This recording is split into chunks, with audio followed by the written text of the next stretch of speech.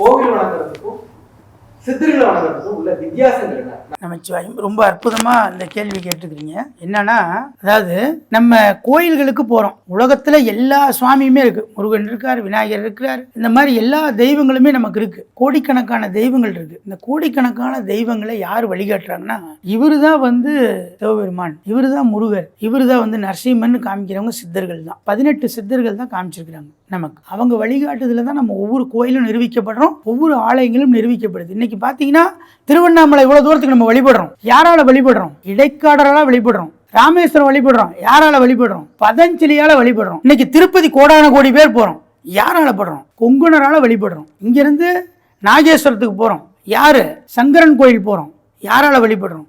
அங்க பாம்பாட்டி சித்தனுடைய ஜீவ சமாதி இருக்கு, அதனால போறோம். பழனி இத்தனை கோடி பேர் போறோம், யாரை நோக்கி போறோம்? போகர் இருந்ததுனால போறோம், புலிபாணி இருந்ததுனால போறோம். இப்படி பல அற்புதங்கள். வைத்தீஸ்வரன் கோயிலுக்கு போங்க, தன்வந்திரி சித்தர் இருக்க. இன்னைக்கு உலகமே போற்றக்கூடிய தில்லை அம்பலவாணன், சிதம்பரம், யாரை வழிபடுறோம்? திருமூலர் இருக்காரு. உலகத்துல இப்படி பிரசித்தி பெற்ற ஆலயங்கள் எல்லாமே சித்தர்கள் இல்லாம அந்த ஆலயம் நிரூபிக்கப்படவில்லை. சித்தர்கள் யாராவது ஒரு சித்தர், 18 சித்தர்கள் மட்டும்தான் நீங்க நினைச்சுக்கிட்டு இருந்தீங்கன்னா தவறு. நவகோடி சித்தர்கள் இருக்கிறாங்க, எண்ணற்ற சித்தர்கள், எண்ணிலடங்கா கோடி, அப்படி சித்தர்கள் இருக்கிறாங்க. இன்னைக்கு காலகட்டங்கள்ல கடைசியா நமக்கு ஜீவசமாதியாகவும் ஜீவ ஜோதியாகவும் போனவர் வள்ளலார், கடைசியாக ராமானுஜர், கலியுக காலத்தில் ஆனவங்க இவங்க எல்லாம். இப்படி சித்தர்கள் வழியில போனவங்க அத்தனை பேருமே இன்னைக்கு சிறப்பானவர்கள்.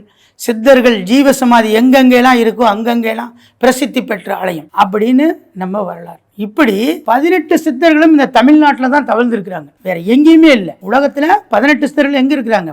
தமிழ்நாட்டில் இருக்கிறாங்க. நம்மளாம் புண்ணியம் செஞ்சிருக்கணும். இங்கதான் எல்லா விதமான அற்புதங்களும் தமிழகத்தில் இருக்குது. அப்ப இதை தொடர்ந்து இந்த கோயில்களுக்கு போறதுக்கும் சித்தர்களை வணங்குவதற்கும் இப்ப நான் சொல்லக்கூடிய முக்கியமான விஷயம், சித்தர்களை வழிபட்டால், சுவாமிகளை வழிபட்டா, ஒரு கோயிலுக்கு போறீங்க, கீவில் நிப்பீங்க, நீங்க கீவில் தான் வரணும். முதல்ல நிக்கிறவரோட பிரச்சனை 3 நாள் கழிச்சு தீத்தா போதும். கடைசியில ஒருத்தர் இருப்பார் 25வது ஆளா, ஆனா அவர் பிரச்சனை என்ன 2 நிமிஷத்துல நடக்கணும், நடக்கலன்னா அவர் செத்துருவார். அப்ப 25வது பேரா என்ன பண்ணுவார்? 25 பேரை தாண்டி ஒரு வரத்துக்குள்ள என்ன ஆயிடும்? பிரச்சனைகள் அதிகமாயிடும். ஆனா சித்தர்கள் என்ன பண்ணுவாங்க? இந்த 1வது நிக்கிறவனுக்கு அருள் தரமாட்டாங்க, 25வது நிக்கிறான அவனை கூப்பிடுவாங்க. முதல்ல எனக்கு இவருக்கு நீங்க கொடுங்கன்னு சொல்லி சாமி கிட்ட போராடுவாங்க. இல்லையா அவங்களே அந்த வேலையை செய்வாங்க. 2 விஷயங்கள்.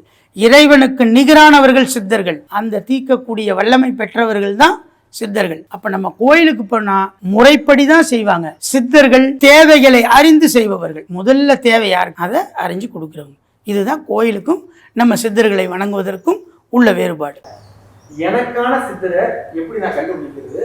எனக்கு இந்த சித்தர் தான் எனக்கான சித்தர் எப்படி நான் தெரிஞ்சுக்கிறது? அதாவது உங்களுக்கான சித்தரை நீங்க அறியணும் அப்படின்னா உங்களால அறிஞ்சிக்க முடியாது. ஆனா உங்களுக்கு நட்சத்திரம்னு ஒண்ணு இருக்கும். சித்தர்கள் சொன்னது என்ன அப்படின்னா, ராசியை சொல்ல, ஜாதகங்களை சொல்ல. அதாவது பாத்தீங்க அப்படின்னா அண்டம் பேரண்டம் இதை தாண்டி ஒண்ணு இருக்குது அப்படின்னா சுத்தவெளி. சுத்தவெளி அப்படின்னா அங்க நட்சத்திரம், நட்சத்திரத்துக்கு அப்புறம் சுத்தவெளி, கடைசி நிலை எதுனா நட்சத்திரம் தான். நட்சத்திரம் உங்களுக்கு என்னன்னு தெரிஞ்சதுன்னா அந்த நட்சத்திரத்துக்குரிய சித்தர்களை வணங்குவதுதான். அந்த 27 நட்சத்திரங்களுக்கும் 18 சித்தர்கள் தான் மூலம். நீங்க இப்ப ராமதேவன் சொல்லலாம், ராமதேவருக்கு 2-3 பேர் இருக்குது, புரியுதா இல்லைங்களா? அது மாதிரி நீங்க ஒவ்வொரு சித்தர்களையும் இந்த 18 சித்தர்களை தான் முதல்ல நம்ம குறிப்பிடணும். 18 சித்தர்கள் உங்க நட்சத்திரமும் இருக்கிறாங்க, அந்த சித்தரை நீங்க வழிபடலாம். ராசியும் அதை வந்து நீங்க பொருட்படுத்தாம நட்சத்திரத்தை மட்டும் வழிபடுறவங்க சித்தர்கள். ஏன் நட்சத்திரத்தை வழிபடுனா, ஒரு ராசிக்கு 3 நட்சத்திரம் கூட இருக்கும். நட்சத்திரம் நிலையானது, அதனாலதான் நம்ம நட்சத்திரத்தை வழிபடுறோம்.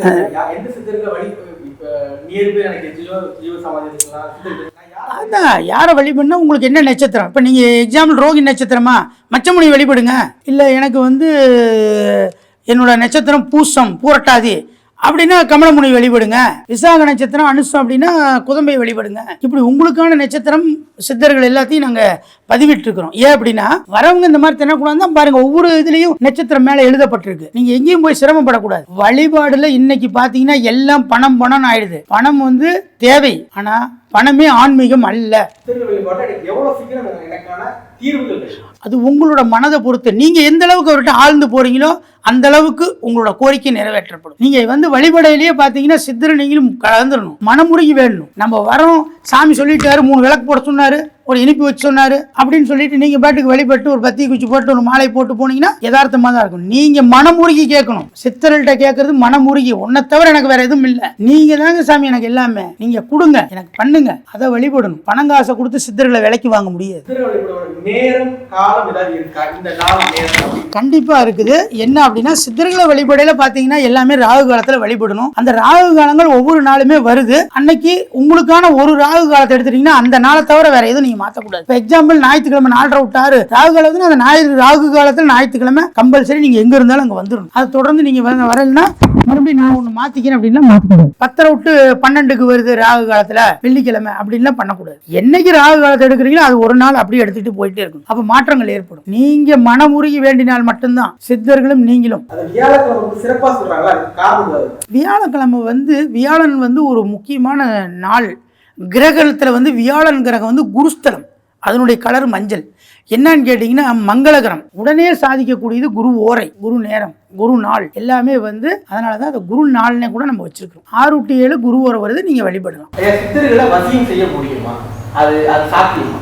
சித்தர்களை வந்து 100% வசியம் செய்ய முடியாது. அந்த வசியங்கிற வார்த்தையும் வசியங்கிற பொருளும் வசியங்கிற மையும் வசியங்கிற மூலிகையும் காமிச்சு கொடுத்தவங்க சித்தர்கள். அவங்களுக்கு வந்து தன்னை வசப்படுத்துறதுக்கு யாராலையும் முடியாது. அன்புக்கு மட்டும் வசப்படுவாங்க. உண்மையான அன்பு இருந்ததுன்னா வசப்படுவாங்க, உண்மையான பாசம் வச்சிங்கன்னா வசப்படுவாங்க. அதுக்கு ஒரு சின்ன எக்ஸாம்பிள் உங்களுக்கு சொல்றேன். நாம திருமூலர் கதையை நீங்கள் நிறைய பேர் கேட்டிருப்பீங்க, இருந்தாலும் சின்னதாக சொல்லி முடிச்சிடறேன். திருமூலர் வந்து பார்த்தீங்க அப்படின்னா மேலே பறந்துட்டு இருக்கையில பரகாய பிரவேசமாக போயிட்டு இருக்கையில கீழே வந்து மூலன்கிற ஒரு ஆடு மேய்க்கிறவன் தான். அவர் இறந்துட்டாரு. அதன் பிறகு அந்த இறந்ததன் மூலியமாக இவர் தன்னோட அந்த ஜீவசக்தியை கொண்டு நம்ம தன்னோட உயிரை போய் அதில் வந்து இது பண்ணிக்கிறார். அதாவது என்னன்னா கூடு விட்டு கூடுபாய் மந்திரம், அதை கொண்டு அவர் உடல்ல பூந்துறாரு. பூந்து அதுக்கப்புறம் போனதுக்கு அப்புறம் அவங்க மனைவி வெறுத்து திரும்பி இவர் என்ன பண்றாரு அப்படின்னா நாடே வந்து அந்த உடல்ல இருந்து மூலன் உடம்புல இருந்து போயிடுறாரு. அடுத்தது பாத்தீங்கன்னா ஒரு நாடே அழுவுது. என்னடா நாடே அழுவுதுன்னு எட்டி பாக்குறாரு, பார்த்தா ஒரு அரசன் இறந்திருக்காரு. அப்ப நேரா போறாரு, அரசன் உடல்ல பூந்துறாரு. அரசன் உடல்ல பூந்த உடனே எல்லாரும் பிரார்த்தனை பண்ணதுல ராஜா எந்திரிச்சிட்டாருங்கிற. இப்ப ராஜா எந்திரிச்சிட்டாருன்னு உடனே இந்த மூலன் வந்து என்ன பண்றாருன்னா இந்த மூலன் உடலை கொண்டு போய் சதுரகிரி பக்கத்துல இருக்கிற தம்பிப்பட்டி அப்படிங்கிற ஒரு கிராமம் இருக்கு. அதுல வந்து பாத்தீங்கன்னா மாவுத்துன்னு இடம். அந்த மாவுத்தினுடைய குகையில கொண்டு போய் வைக்கிறாரு. இன்னைக்கும் அந்த குகையை நீங்க பார்க்கலாம் இருக்கு. அந்த குகையில வைக்கும் பொழுது தன்னோட உடலை நாங்க ஜீவசமாதி இடத்துல தவம் பண்ணி இருக்கிறோம். அவர் உட்கார்ந்துருந்த இடத்துல அவரோட உடலை வைக்கிறாரு. உடலை வச்சுட்டு ராஜா உடலை போய் பூந்துறாரு.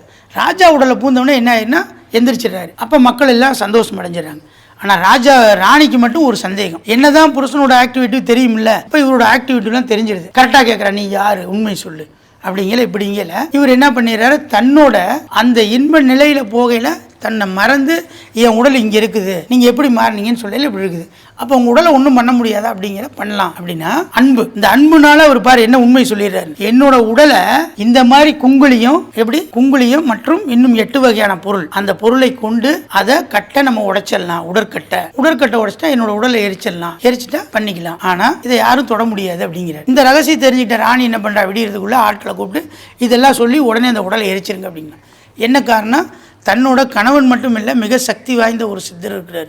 அதனால் இவர் இந்த உடலை விட்டு போகக்கூடாதுன்னு. அப்போ இதை விடிஞ்சு தெரிஞ்சுக்கிட்ட திருமூலர் என்ன பண்ணுறாரு, இப்படி மனித சமுதாயத்தில் இவ்வளோ ஒரு இதாக இருக்கிறாங்களேன்னு சொல்லி போய் ஒரு மரம் பொந்து, அந்த மரம் பொந்தில் போய் தவம் பண்ண போயிடுறாரு. அந்த மரம் தான் இன்னைக்கு நம்ம அரச மரம்னு சொல்லப்படுறது. திருமூலர் உட்கார்ந்து தவம் பண்ண இடம் தான் அரச மரம். அதை தான் இன்னைக்கு அரசன் உட்கார்ந்ததுனால நம்ம அரச மரம்னு சொல்றோம். இப்படி வந்து சித்தர்களை வசியம்லாம் பண்ணவே முடியாது. அன்பால கட்டுப்படுத்தலாம், அன்பால அவங்களை ஈர்க்கலாம், அன்பால உருவலாம். அதுக்கு மட்டும்தான் அவங்க கட்டுப்படுவாங்க.